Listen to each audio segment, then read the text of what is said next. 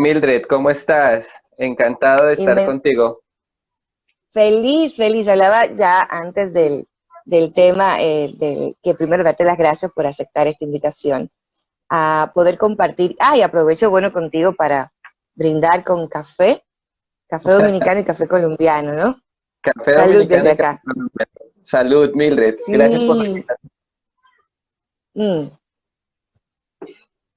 Y siempre al café le encuentro un aroma o un sabor. Y el sabor esta mañana en este café es poder dar gracias por esas cosas sencillas que uno las hace.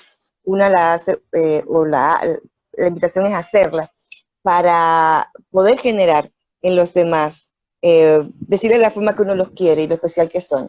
Tal vez de pronto una comida para un hijo, acompañar a tu hijo a una clase de fútbol, desde la esencia, desde el ser humano, es una forma de decir gracias. Y si se quiere, pues una oración completa hacia el universo, hacia Dios. César, de entrada, ¿por qué eliges ser coach?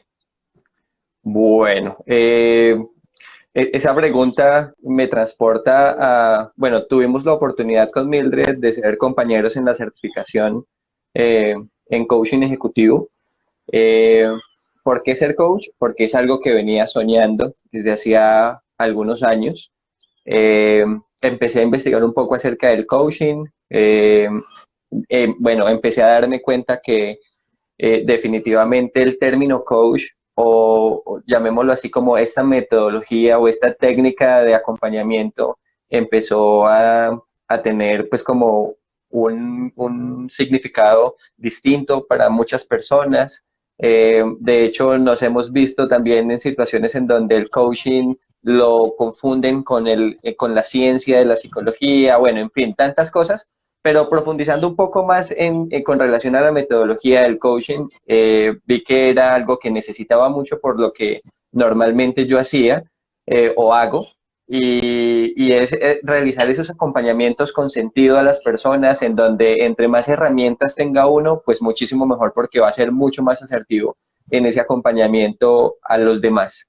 Entonces, bueno, pues me puse a materializar ese sueño y hace ya más de un año tuvimos esa gran fortuna de poder acceder a este conocimiento que es vital yo digo esto y se lo aprendí a uno de mis maestros, no para ser las mejores personas del mundo, pero sí para ser los mejores para el mundo. Exacto. César, ¿por qué una empresa ha de pensar contratar a un coach? Bueno, el, Más que por qué, sino un para qué. ¿para qué? Bueno, actualmente o a través de llamémoslo así, de los cambios que se han venido presentando en el mundo, de unos años hacia aquí, los líderes de las organizaciones se han visto muy interesados en mirar distintas metodologías o metodologías que ayuden a hacer que sus procesos avancen de una mejor manera, hacer que sus procesos o los proyectos que tengan avancen en un tiempo estipulado, en hacer que esos procesos o proyectos se den en los tiempos estipulados y no demoren más de ahí, en hacer que los recursos se cuiden, que no haya un derroche o una mala administración de esos recursos, en hacer que el talento humano de las compañías y las organizaciones realmente se potencien y se potencialicen, que son dos conceptos distintos, precisamente pues como para lograr llegar a las metas que tienen trazadas en cada una de las organizaciones. Hay un aspecto, César, y va muy de la mano con toda empresa, lo que está orientada es a la productividad. O sea, eh, vamos a hablar como poner las cartas sobre la mesa. O sea, una empresa es productiva cuando genere ganancias. Y lo que es ya la parte de que el empleado esté bien con su emocionalidad, que el empleado conteste integrado en ese ser, hacer y tener, ¿no? Pero a mí lo que me interesa es que tú como empleado me puedas generar productividad que se va a expresar en recursos para mi empresa. Entonces, ¿cómo es posible conciliar lo que es la parte del bienestar emocional, del ser, del colaborador y la parte productiva de una empresa?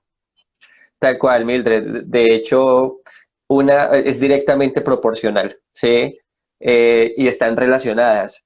De hecho, el estado de las personas, cómo se sientan, cómo estén, el bienestar en el que se encuentren, lo conectados que estén en la organización a la que pertenecen, está relacionada directamente proporcional a la productividad. ¿Qué quiere decir esto? Que si los colaboradores de mi empresa se sienten bien, emocionalmente están bien, les gusta lo que hacen, se sienten, tienen sentido de pertenencia en la organización a la que pertenecen, definitivamente la productividad se va a ver impactada de manera positiva con relación a lo que es una organización como negocio. ¿Sí? Hoy todas las empresas y todas las organizaciones, las con ánimo de lucro y las de sin ánimo de lucro, realmente, pues desde mi perspectiva, son un negocio y está bien. Sé, digamos que la naturaleza de estas organizaciones que existen hoy en el mundo tienen como objetivo, o uno de sus objetivos fuertes son, pues, generar rentabilidad, ¿sí? Y el componente humano es esencial en hacer que esa organización sea rentable. Y digamos que es muy lógico voltear la mirada o centrar la mirada en el bienestar de mis colaboradores, ¿sí? Que va a hacer que realmente eso se vea potenciado o se vea pues en los resultados de la productividad. Entonces, muy al lugar, y eso es lo que ha hecho que muchas organizaciones hoy estén centrando su mirada en diferentes metodologías, en diferentes aspectos tales como programación neurolingüística, temas de coaching en sus diferentes ramas, en sus diferentes caminos, temas de gestión del cambio, que es algo que estamos haciendo ahora mucho en las organizaciones, el tema de gestión del cambio. Entonces, ¿esto qué hace? Hacer que este trance, este camino y esta experiencia que han tenido, que tienen los colaboradores en las empresas, sea mucho más amigable y sea menos traumático en el cumplimiento y logro de sus metas. En este contexto de este COVID-19, no, bueno, he sabido de la situación de Colombia por los grandes amigos, esos grandes amores que dejé allá en Colombia en este aspecto de personas maravillosas que conocí en la certificación, pero no tal vez en el plano laboral no tengo tanta información. Aquí en Dominicana, César, muchas empresas, pues, fueron a suspensión, es decir, sus colaboradores, ellos no tenían la responsabilidad de hacer el pago, y el colaborador pues no tenía la obligación de trabajar, ¿ok? Entonces se mantuvo como en un tiempo de espera. Otras tomaron la decisión en pleno paro de desvinculación de sus colaboradores. Entonces, muchos empleadores pueden decir en esas organizaciones, mira, de verdad, o te adaptes a estos cambios que tenemos, o sencillamente el puesto que tienes, hay 10 que lo quieren. Ese tipo de realidad, ¿no? Porque ni siquiera es ni siquiera estoy creando un ejemplo, no. Es una realidad que muchas empresas están viviendo. Ya desde la perspectiva como coach, como experto en gestión de cambio, ¿qué valoración le das? ¿Puede permanecer una organización así o es así, sencillamente lo que el mercado está mandando y así se va a quedar todo? Bueno, yo lo que pienso en ese sentido, Mildred, es que definitivamente tiene que haber un tema de comprensión en todos los aspectos, ¿sí? Desde las diferentes posiciones perceptuales.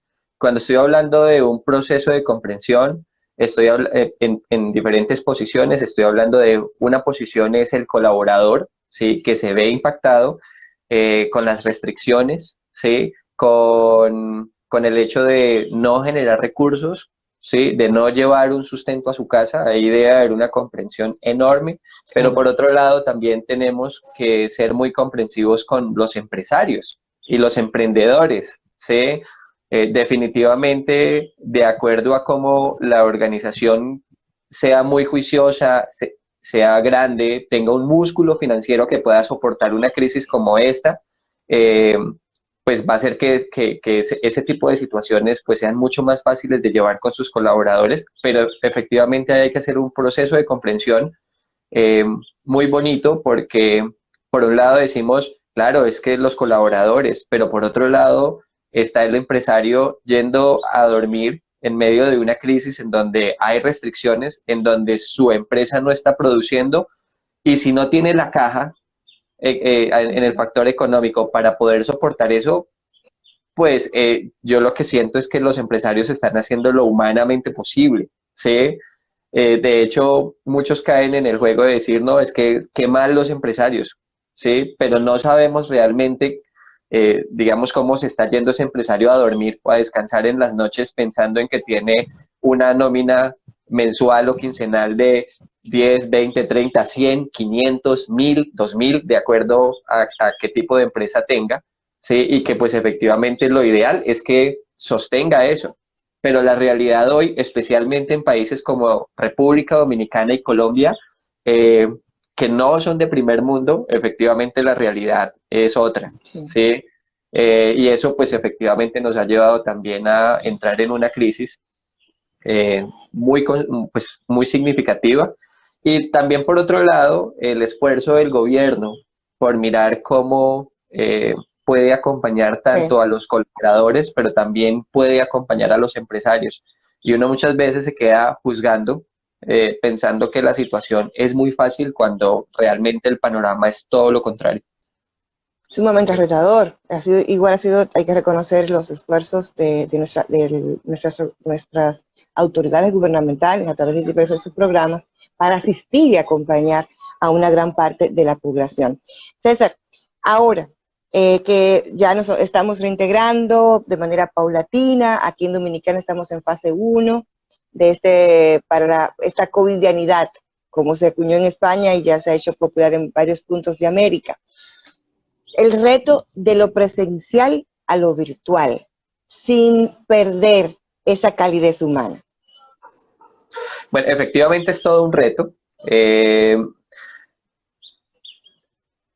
Enfocado en el término de no perder la calidez humana es un reto porque hoy de qué nos hemos dado cuenta.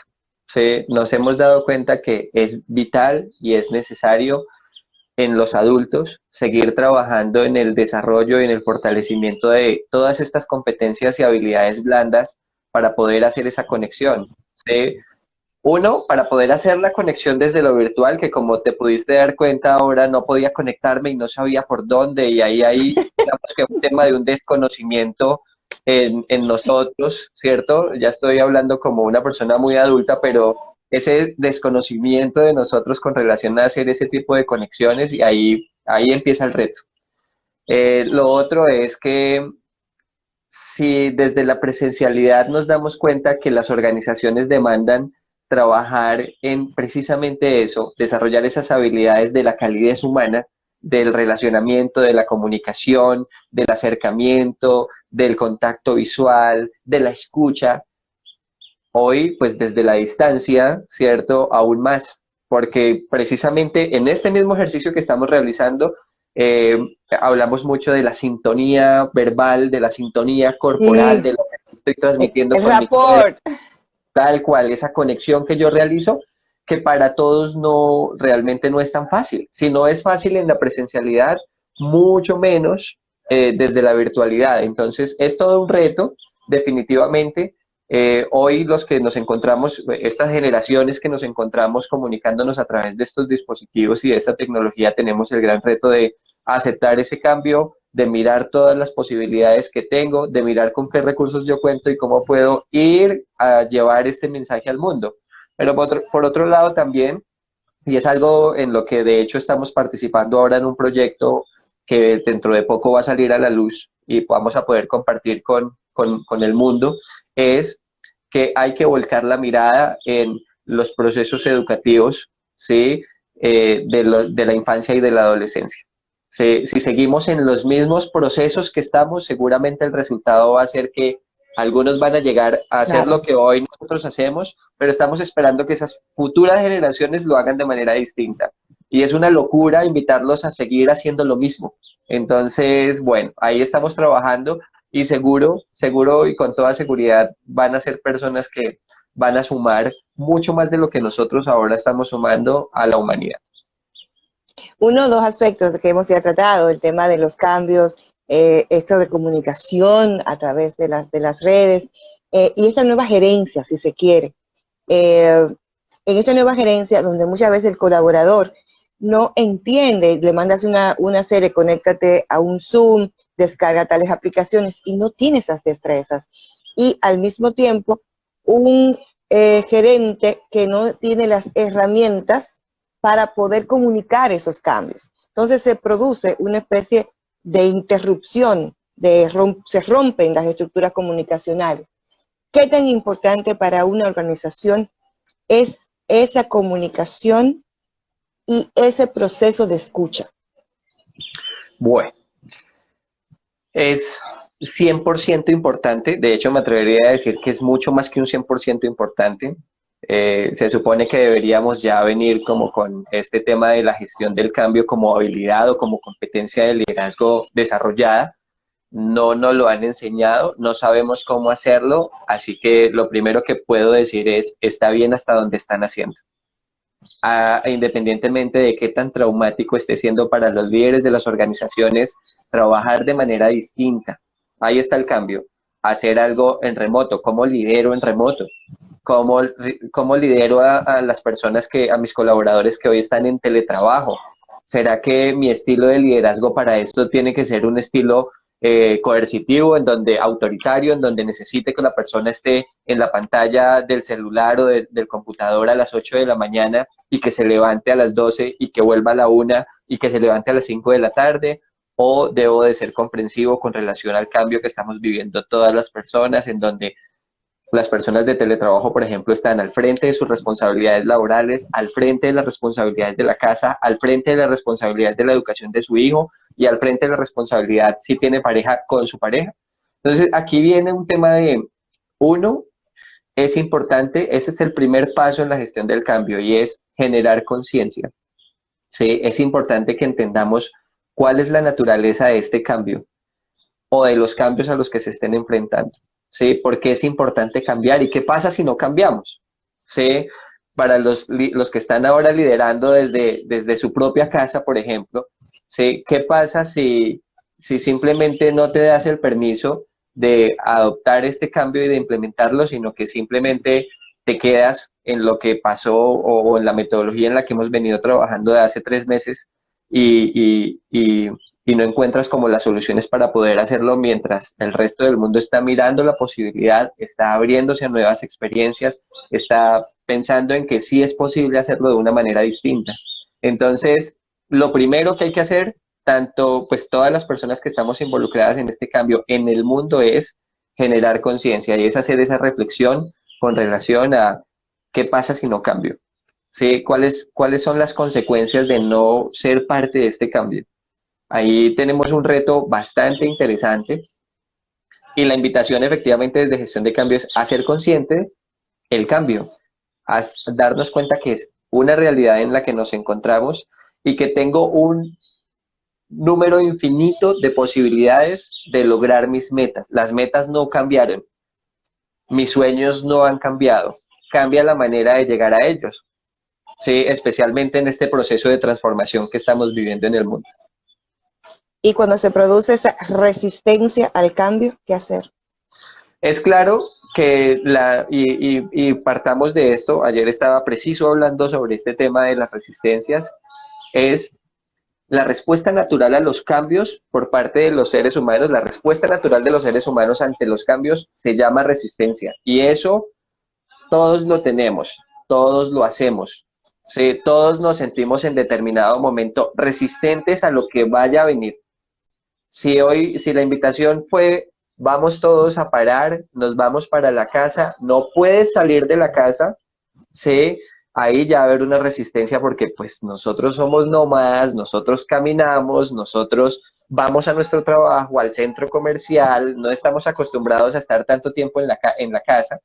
Y así con todos los aspectos. Cuando se presentan resistencias al cambio o a la situación, es importante determinar 3 aspectos, que son, llamémoslo así, pues apegado a una teoría de las resistencias al cambio. 3 aspectos básicos. Hay muchos más aspectos, pero hay 3 aspectos centrales que manejan desde algo llamado la pirámide de las resistencias, en donde la base de la pirámide habla de el conocimiento. Si no tengo el conocimiento para afrontar el cambio, genero resistencia.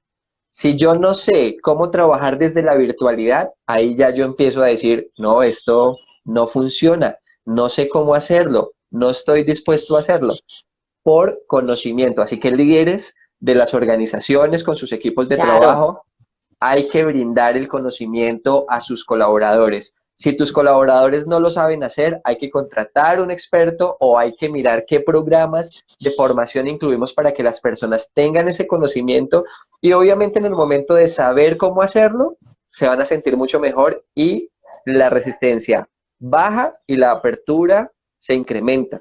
Ah, yo ya claro, sé cómo claro. hacerlo, yo ya sé cómo conectarme, yo ya sé cómo comunicarme. Perfecto. El siguiente aspecto en esa pirámide tiene que ver con la capacidad.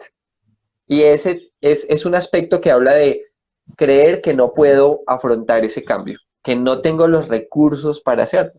Entonces ahí, digamos que lo que nosotros sugerimos desde los acompañamientos que hacemos es, si eres líder de una organización, acércate a ese colaborador e identifica si es que siente que no tiene los recursos o la capacidad o que siente que no Capacidad. puede para que puedas acompañarlo.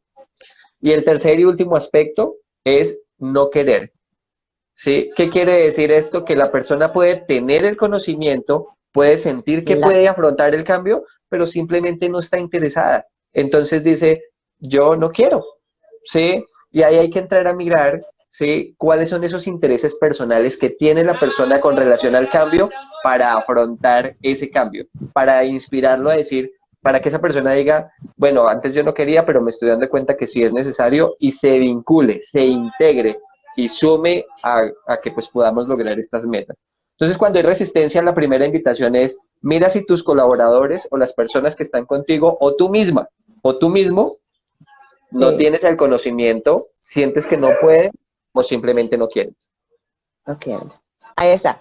En este proceso, ¿qué importancia tiene identificar si en nuestra organización prevalece más los grupos y la necesidad de esos grupos llevarlo a equipos y luego de esos equipos, pues fortalecerlos para que sean equipos de altísimo desempeño o alto desempeño?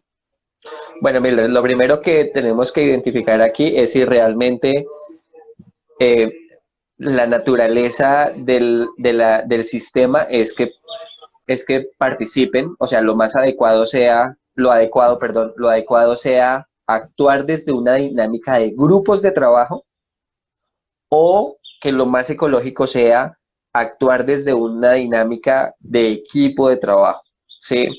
Porque con lo que nos hemos encontrado en las organizaciones, en las empresas, es que en muchas ocasiones, claro, tenemos la idea de que es mucho mejor que de un grupo, o sea, que las personas trabajen como equipo, ¿sí? Pero la naturaleza del negocio, del sistema, demanda que nos va mucho mejor trabajando como grupo. No sé si me hago entender aquí con esto que estoy diciendo es, si identificamos que es necesario que las personas en el sistema de la empresa actúen y participen como equipo de trabajo, entonces hacemos todo un proceso de acompañamiento para que de grupo pasen a equipo y de equipo a equipos de alto desempeño. Pero si la naturaleza hoy no demanda y no es necesario que actúen Se como un deja igual. equipo, se deja igual. Me explico, por ejemplo, un call center. ¿Sí? Un call center, nos encontramos con una situación en un momento en donde un call center no necesariamente tiene que trabajar como equipo porque hay unas metas que son súper independientes. Y lo otro es que hay unas diferencias muy marcadas con relación a qué es ser un grupo de trabajo y qué es un equipo. Sí. Ah, justamente ahí vamos a hacer esa diferenciación, César. Cuando hablamos de un grupo y cuando hablamos de un equipo. Bueno, hablamos de un grupo de trabajo, por ejemplo, cuando hay temas de interdependencia. ¿Sí? En un grupo de trabajo no hay interdependencia. Si tú hoy vienes a trabajar, no vienes al trabajo, eso no me afecta. Siendo compañeros de trabajo, no dependo de que tú realmente vengas o estés ahí para poder lograr mi objetivo, que son mis metas. ¿Sí? En un equipo de trabajo sí existe la interdependencia. ¿Sí? Sí es necesario que tú estés, sí es necesario que nos comuniquemos, sí es necesario que juntos lo logremos. Entonces, un tema importante tiene que ver con la interdependencia. El otro aspecto tiene que ver con la confianza, ¿sí? ¿Qué tan importante, exacto, es la confianza en una organización, en un grupo o en un equipo? No, tal cual. En un grupo no es tan indispensable el tema de la confianza, ¿sí? En un equipo es la columna vertebral del sistema, ¿sí? Debe de haber confianza, debe de haber confianza en el otro. Eso quiere decir que en un equipo de trabajo los procesos conversacionales son distintos, ¿sí? Entre más conversamos, más se genera confianza. Entre menos conversemos, tiene que ver con la conversación y el tipo de conversación, menos confianza hay. ¿Sí? En un grupo de trabajo la confianza no es necesaria, por ende los procesos de conversación en grupos de trabajo no son tan indispensables. En un equipo de trabajo es vital, porque, y además que esto nos lleva a poder identificar por medio de esos procesos conversacionales, los recursos con los que los miembros del equipo cuentan, Claro. qué pongo a disposición de mi equipo, en qué yo soy bueno, tú en qué eres bueno. No hacemos normalmente lo mismo, ¿sí? Por eso el tema relacional es completamente distinto. De hecho, en los procesos conversacionales y relacionales en los equipos de trabajo son o sea, van en muchas direcciones, y una de esas va hacia nuestro líder, pero en términos generales, en un grupo todo es hacia el líder, pero entre nosotros no, seguro no va a haber mucho relacionamiento. Que no se me escapen temas de confianza, temas de relación, los refuerzos. En un equipo de trabajo se busca solucionar los inconvenientes y crecer. En un grupo de trabajo no es necesario. Entonces, digamos que es muy como autónomo y las metas están muy definidas desde lo individual y no desde una meta de equipo realmente. Y así sucesivamente, bueno, encontramos diferentes variables para identificar si realmente el sistema es un grupo, es un equipo y qué es lo más ecológico o qué es lo ecológico en el crecimiento o en el avance para ese grupo o ese equipo. Sabes que recordé aquello de que las organizaciones son comunicacionales, que de las organizaciones, de cómo se comunique, cómo se conversa, cómo se generen acuerdos, ¿no? Depende mucho del éxito que tenga esa institución, ese organismo. César, ¿qué es una conversación en una organización? Y te hago la pregunta porque de pronto los líderes de esas organizaciones pues pueden decir, no, yo converso porque yo doy las órdenes que hay que hacer, pero realmente, ¿qué implica una conversación y cuáles tipos pueden darse en una organización? Hay una fundamental que tiene que ver con la escucha. Si no hay escucha, no hay conversación, especialmente cuando viene de parte del líder. Lo ideal es que esa escucha se dé desde todos los frentes, desde todos los lados, tanto colaboradores, en el ámbito organizacional, tanto colaboradores como líderes de organización. Pasa igual en las relaciones de pareja, por ejemplo. ¿Sí? No hay Sí, conversación si uno de los dos no escucha. ¿Sí? No hay conversación si no hay esa escucha. Y aquí queremos profundizar mucho y es, la escucha no tiene que ver con lo que estás oyendo. ¿Sí? La escucha tiene que ver con esa escucha que no solo estás haciendo con tus oídos, ¿sí? Sino esa escucha que estás haciendo con tus ojos, porque la otra o persona sea, te está comunicando desde la corporalidad cosas. ¿Sí? Entonces escucha no solo con tus oídos, escucha con tus ojos, cómo lo estás sintiendo también desde lo kinestésico, ¿sí? Para que no se presenten efectivamente suposiciones, o bueno, digamos que como que solo te lleves una idea o resultes haciendo un juicio. Entonces, lo primero que va a haber en una conversación es escucha, y de ahí para adelante, bueno, temas que tienen que ver con el respeto, temas que tienen que ver con los acuerdos, temas que tienen que ver con la comprensión, que de hecho está relacionado con el tema de la escucha. Si no escucha, ¿qué comprensión vas a hacer? ¿Sí? Temas que claro. tienen que ver con validar qué, validar el mensaje que tú estás llevando, ¿sí? El mensaje que están transmitiendo, especialmente por algo muy bonito, y aquí ya para digamos que la cerecita del pastel con relación al tema de cómo debe ser esa conversación, es que los seres humanos, de acuerdo a Humberto Maturana, chileno, ¿cierto? Que de hecho en el libro de Ontología del Lenguaje lo toman Sí, como ejemplo. Él dice en su investigación, somos seres biológicos cerrados. ¿Qué quiere decir eso? Que no tenemos la misma capacidad de los equipos electromagnéticos como el televisor, el radio, en recibir la misma información y así como la recibimos codificada, llevarla al mundo de la misma forma. ¿Qué quiere decir? Que somos seres biológicos cerrados, que recibimos nuestra información a través de nuestros sentidos, lo que vemos, lo que escuchamos, lo que sentimos, bueno, a través de ese modelo BAC, ¿cierto?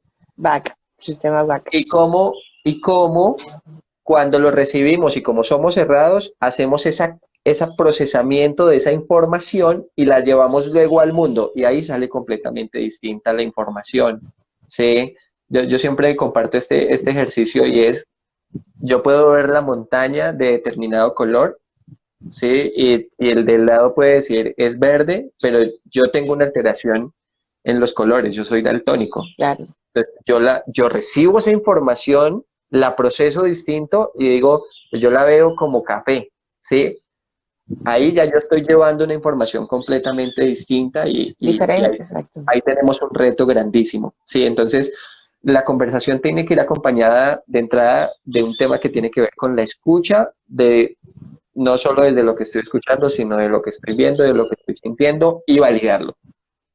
Esa escucha en los cinco sentidos. Sí, se voy a ponerte un ejemplo.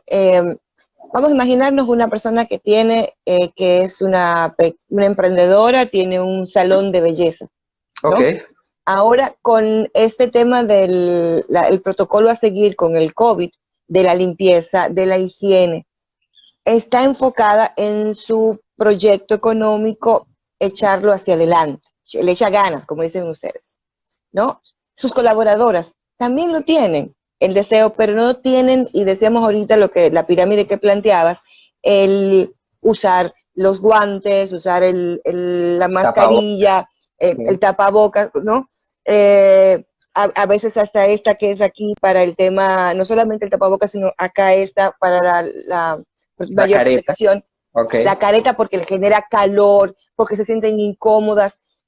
¿Cómo sería interesante, prudente, o también otro colaborador en otra institución, puse solamente el de salón de belleza, poder generar un acompañamiento con un profesional para que logre entender que ese protocolo no es por imposición, sino que es por una necesidad y dar respuesta a un mercado? Porque las empresas u organizaciones que van a subsistir son aquellas que puedan ofrecer todo lo que daban antes, pero ahora el plus que van a dar es justamente el de la seguridad para mi consumidor final. ¿Puede trabajarse eso desde el punto de vista de un coach o un...? Claro. Desde la gestión del cambio se puede trabajar y aquí hay algunos aspectos importantes, digamos que para entrar a reforzar. El primero es que hay un eslogan de una organización que yo acompaño muy bonito y creo que aplica para todo el mundo y es por el bienestar de todos. ¿Sí? Los protocolos llegan precisamente para que todos estemos bien, para garantizar que todos estemos bien. Eso por un lado.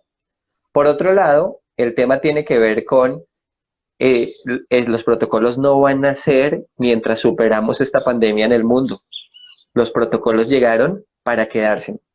Es algo que va a quedarse instaurado en el tiempo. ¿Sí?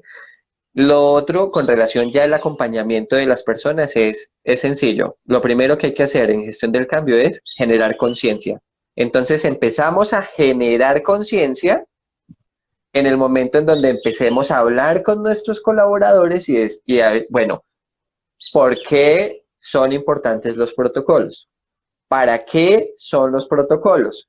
¿Qué pasa si no implementamos los protocolos? Y empezar a generar esa conversación que genera confianza y que corre la cortina para lograr ver lo que hay más allá. Ok. Sí, en el momento en donde empiecen a generar esas conversaciones, generan conciencia, hablen de lo que está sucediendo y miren qué pasa si sí y qué pasa si no. Porque aquí te estoy hablando de un modelo ADKAR, primer paso en la gestión del cambio, conciencia. Hablen sobre eso, es importante generar conciencia, porque en ese momento hay una comprensión y podemos decir, ok, sí es importante, claro. ¿sí? Y además que estamos hablando de un tema de hábitos, ahí está el cambio, ¿sí? Yo no estoy acostumbrado a tener un tapabocas 8 horas, 10 horas, 1 hora, y hoy debemos de hacerlo. Entonces es importante generar conciencia. Para ir a la segunda etapa del cambio que habla sobre el deseo. ¿Sí? El deseo no nace, no, yo no puedo tener deseo por mis compañeros, el deseo es personal, nace en mí. Pero cuando yo tengo conciencia de por qué y para qué es importante enfrentar este cambio, yo me monto al bus. O sea, yo digo, ok, me comprometo a tener ese tapabocas puesto porque sé que es por mi bienestar y por el del otro. Y cuando generas compromiso, ahí ya viene un tema de, tengo el camino despejado para poder comunicarle a las personas cómo se hace eso. Viene la etapa del conocimiento, porque hay que enseñarle a las personas a través del conocimiento, hay que transferir ese conocimiento, ¿se acuerdan en la pirámide? Hay que entregar ese conocimiento para que ellos sepan cómo afrontar esto. Y luego de que la persona recibe el conocimiento, en la práctica desarrolla una habilidad, que es la siguiente parte. Cuando ya tiene la habilidad es mucho más fácil. Y finalmente es como ir haciendo seguimientos para, desde la etapa de refuerzo, que es cuando terminamos ese proceso de cambio, decir, ah, aquí nos falta reforzar un poquito, atendamos esto y continuemos este camino. Más adelante ya vamos a hablar de las lágrimas que nos costó, que espero en los procesos de cambio seguramente sean muy poquitas y que empecemos a ponernos esas gafas de ver la oportunidad en una crisis. Tiene que pasar Así es. para que salgan las mejores soluciones o las mejores ideas. César, personas que estén interesadas en contactarte y aprovechar pues toda esta experiencia que tienes, que ahora pues eso es uno de los beneficios, ¿no? De que a través ya de Zoom y otras plataformas pues podemos dar asesorías, no importa el lugar donde las personas se encuentren, cómo comunicarse contigo. Claro que sí, bueno, las redes, hoy nos movemos pues a partir de las redes, tenemos una página www.consultoresexperienciales.com. Tenemos en Facebook, tenemos una fanpage llamada Consultores Experienciales. En Instagram también aparecemos como Consultores Experienciales. Y por ejemplo, hoy en Colombia estamos en actualmente estamos en un proceso de reactivación económica, estamos saliendo a reactivar la economía por sectores, empezó el sector de la construcción, el sector de la manufactura, en Medellín, que es la ciudad donde yo vivo, esta semana están haciendo un piloto con 3 centros comerciales, a partir hasta el último día de mayo tenemos aislamiento preventivo obligatorio. A partir del 1 de junio empezamos con un aislamiento preventivo inteligente, que quiere decir salgo, pero si no tengo una urgencia para salir o no es necesario, más bien no salgo y me quedo en casa y hago las cosas desde casa.